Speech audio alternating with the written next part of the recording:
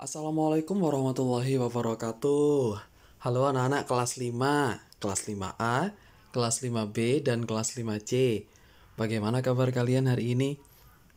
Semoga semuanya dalam keadaan yang sehat ya. Nah, anak-anak, kita kembali lagi ke video pembelajaran kita. Kali ini kita akan membahas penghujung subtema 2 ya. Tema 6, subtema 2, pembelajaran yang ke-6. Sebelum kalian besok akan mengerjakan ulangan harian atau penilaian harian. Nah, materi apa saja yang akan kita pelajari pada subtema 2 pembelajaran 6 kali ini? Masih mengenai teks bacaan ya. Kita akan mencari hal-hal penting dari teks bacaan. Kemudian juga kita akan menemukan pokok pikiran dari paragraf yang ada di dalam teks bacaan. Dan yang terakhir kita akan menyebutkan hak dan kewajiban melalui kegiatan membuat komik anak-anak ya. Oke, mari kita simak teks bacaannya. Nah, anak-anak di sini ada sebuah bacaan tentang tari pendet ya, mengenal tari pendet dari Bali. Bacaan ini nantinya terdiri dari 4 paragraf. Dan dari setiap paragraf itu kita akan menemukan hal-hal penting ya, atau informasi yang penting dari setiap paragrafnya. Dan kemudian nantinya juga kita akan menemukan pokok pikirannya.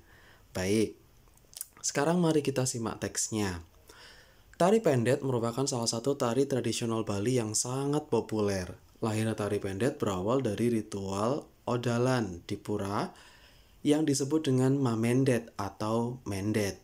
Mendet dimulai setelah pendeta Hindu mengumandangkan mantra dan setelah pementasan topeng Sidakarya. Tari ini dipentaskan secara berpasangan atau secara massal dengan membawa perlengkapan berupa bokor, sesajen, dan bunga.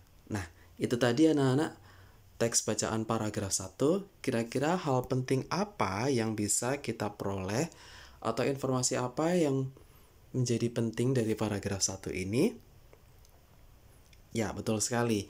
Jadi, tari pendet adalah tari tradisional Bali yang lahir dari ritual sakral odalan yang disebut mamendet atau mendet. Nah, ini ya, jadi yang kita tahu bahwa tari pendet itu memang berasal dari Bali, tari tradisional dari daerah Bali, anak-anak ya. Nah, ini informasi yang penting dari paragraf 1. Bagaimana dengan paragraf yang berikutnya? Mari kita simak. Pendet disepakati lahir pada tahun 1950. Tari pendet ini masih tetap mengandung kesan sakral dan religius, meskipun dipentaskan di sebuah acara yang tidak berhubungan dengan kegiatan keagamaan.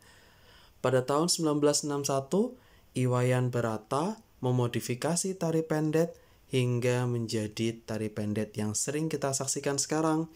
Beliau juga menambah penari pendet menjadi 5 orang. Setahun kemudian, Iwayan Berata dan kawan-kawan menyajikan tari pendet massal yang ditarikan oleh 800 orang penari untuk ditampilkan di Jakarta dalam acara pembukaan Asian Games. Kemudian pada tahun 1967, koreografer tari pendet modern, Iwayan Rindi, mengajarkan dan meneruskan tarian pendet kepada generasi muda.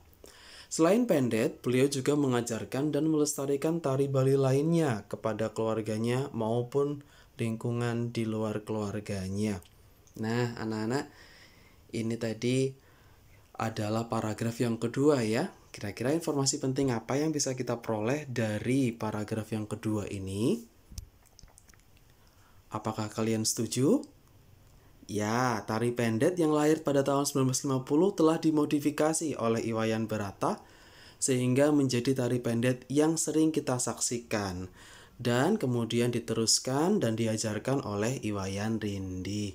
Nah, ini ya jadi informasi yang penting bahwasannya selain tari pendet itu lahir tahun 1950, kemudian juga ada orang-orang yang ikut andil penting dalam perkembangan tari pendet, yaitu Iwayan Berata ini yang telah memodifikasi tari pendet dan Iwayan Rindi yang terus mengajarkan tari pendet setelah Iwayan Berata.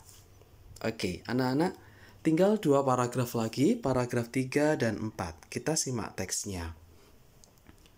Tari Pendet menceritakan tentang dewi-dewi kahyangan yang turun ke bumi. Biasanya tari pendet ini dibawakan secara berkelompok atau berpasangan oleh remaja putri. Para penari pendet berbusana layaknya penari upacara keagamaan. Setiap penari akan membawa sesaji berupa bokor yang di dalamnya terdapat bunga warna-warni. Pada akhir tarian, bunga ini akan ditaburkan ke tamu undangan sebagai sebuah simbol penyambutan. Tari pendet menggunakan pola lantai yang sangat sederhana dibandingkan pola lantai tarian Bali lainnya. Tari pendet hanya menggunakan pola lantai berbentuk huruf V, pola lantai lurus, dan pola menghadap ke samping kanan dan kiri.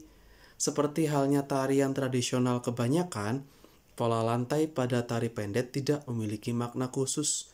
Tidak seperti tari bedaya dari Yogyakarta yang memiliki makna di setiap pola lantai tariannya.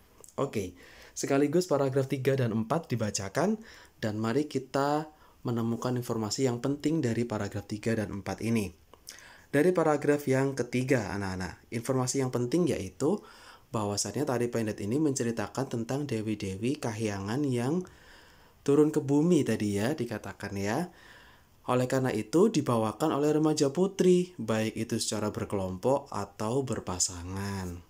Nah, dari paragraf yang keempat, kita mengetahui informasi yang penting yaitu pola lantai dari tari pendet ini tidak memiliki makna khusus anak-anak dan berbentuk sangat sederhana. Tadi telah dijelaskan ya, misalnya seperti berbentuk huruf V, pola lantai lurus, dan pola menghadap ke samping kanan dan kiri. Oke, kita telah menemukan informasi-informasi penting dari teks. Sekarang saatnya kita untuk menentukan pokok pikiran dari setiap paragraf. Paragraf 1, 2, 3, dan 4. Dari paragraf 1 yang kita temukan adalah tari pendet adalah tari tradisional Bali yang populer dan lahir dari sebuah ritual keagamaan. Nah, ini menjadi pokok pikiran paragraf 1 ya, anak-anak ya. Oke, paragraf 2. Apakah kalian masih ingat tadi tentang apa kira-kira untuk paragraf yang kedua? Ada Iwayan Berata dan Iwayan Rindi tadi ya. Nah, yaitu bahwasannya tari pendet ini lahir atau disepakati lahir pada tahun 1950 dan telah dimodifikasi hingga kini. Jadi dilakukan modifikasinya tadi oleh Iwayan Berata ya, sehingga jumlah penarinya menjadi 5 gitu ya, dan kemudian diajarkan terus oleh Iwayan Rindi. Oke, paragraf yang ketiga tentang apa ya tadi? Betul sekali anak-anak. Bahwasannya tari pendet itu menceritakan tentang dewi-dewi kahyangan yang turun ke bumi. Nah, kemudian dijelaskan tadi ya, bahwa pemerannya atau penarinya adalah remaja-remaja putri gitu ya. Jadi ini cocok untuk mewakili gambaran dewi-dewi karena sama-sama perempuan gitu anak-anak ya. Selanjutnya yang keempat, paragraf keempat adalah tadi tentang pola lantai ya sepertinya. Betul sekali. Bahwasannya pola lantai tari pendet ini sangat sederhana dan tidak memiliki makna yang khusus. Nah, ini tadi ya, pokok pikiran paragraf 1, paragraf 2, paragraf 3, dan paragraf yang keempat. Oke, yang selanjutnya anak-anak, kita akan menyimpulkan keseluruhan isi dari teks bacaan yang sudah kita bahas bersama tadi ya. Apa kesimpulannya? Oke. Kesimpulan ini bisa kita tarik dari pokok pikiran tadi ya anak-anak. Tari pendet adalah tari tradisional Bali yang populer dan lahir dari sebuah ritual keagamaan. Tari ini lahir pada tahun 1950 dan telah dimodifikasi hingga kini. Tari pendet menceritakan tentang dewi-dewi kahyangan yang turun ke bumi. Pola lantai tari pendet sangat sederhana dan tidak memiliki makna khusus. Kira-kira kesimpulan isi bacaannya seperti ini anak-anak, yang bisa kita ambil dari pokok pikiran yang sudah kita buat tadi. Nah, sehingga akan lebih memudahkan kita ya ketika kita menyimpulkan isi dari sebuah bacaan yang kebetulan kali ini bacaannya terdiri atas 4 paragraf ya. Bagaimana bila bacaannya itu ada 10 paragraf? Kalian bisa menggunakan cara yang sama untuk menarik kesimpulan. Oke, anak-anak, itu tadi materi kita tentang mencari informasi penting dari bacaan dan menemukan pokok pikiran. Nah, untuk selanjutnya, yang kita tahu bahwa melestarikan tari tradisional itu adalah kewajiban kita ya, anak-anak ya, sebagai generasi penerus bangsa. Dan di sini ada sebuah komik, yaitu percakapan antara dua anak di sini ya. Tentang apa percakapannya kita lihat. Tentunya tentang hak dan kewajiban sih, ya. Jadi seperti meneruskan atau melestarikan tari pendet, itu juga kewajiban kita. Kira-kira kewajiban apa yang akan dibahas pada komik yang ada di sini ya anak-anak ya. Oke, mari kita simak. Hai Dino, tahukah kamu kalau besok Senin kita sudah mulai PTM? Aku sudah tidak sabar ingin bermain di taman bermain sekolah. Hai Dina, iya aku tahu hal itu. Semua murid menyambut gembira loh. Aku pun senang bisa datang ke sekolah lagi akhirnya. Tetapi tetap jaga protokol ya. Itu kewajiban kita. Tentu saja Dino, kita memang mendapat hak untuk bermain, tapi kewajiban harus dilaksanakan. Nah, ternyata mereka berdua sedang membahas PTM anak-anak ya. Rencana untuk pertemuan tatap muka di sekolah. Sama halnya seperti kalian, mereka juga merasa sangat senang. Dan Dina tadi mengatakan kalau dia sudah tidak sabar lagi ingin bermain di taman bermain sekolah. Nah, itu adalah hak yang didapat oleh murid dari fasilitas sekolah. Murid-murid bisa bermain ya sepuasnya di taman bermain di saat jam yang ditentukan, yaitu saat istirahat sekolah ataupun saat pulang sekolah. Tetapi mereka juga punya kewajiban. Di masa pandemi seperti ini, mereka harus tetap menjaga protokol kesehatan agar tidak tertular oleh virus dan tetap bisa untuk melaksanakan PTM di sekolah. Nah, anak-anak, kira-kira itu pelajaran yang bisa kita ambil dari percakapan dua anak pada komik tersebut. Dan kita sudah pada penghujung materi, anak-anak. Semoga kalian mendapatkan ilmu yang bermanfaat dari materi hari ini. Dan terima kasih sudah menyaksikan video ini sampai tuntas. Sekali lagi diucapkan, semoga hari-hari kalian menyenangkan. Terima kasih. Wassalamualaikum warahmatullahi wabarakatuh.